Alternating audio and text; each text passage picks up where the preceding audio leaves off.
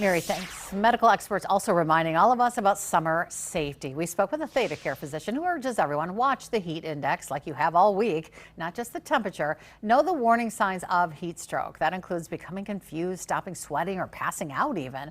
He says heat stroke is one of the most serious summer emergencies they treat.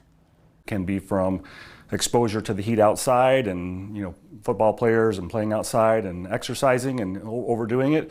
But it can also happen from, grandma and grandpa sitting in a non-air conditioned room and overheating with some of the medications that they're on.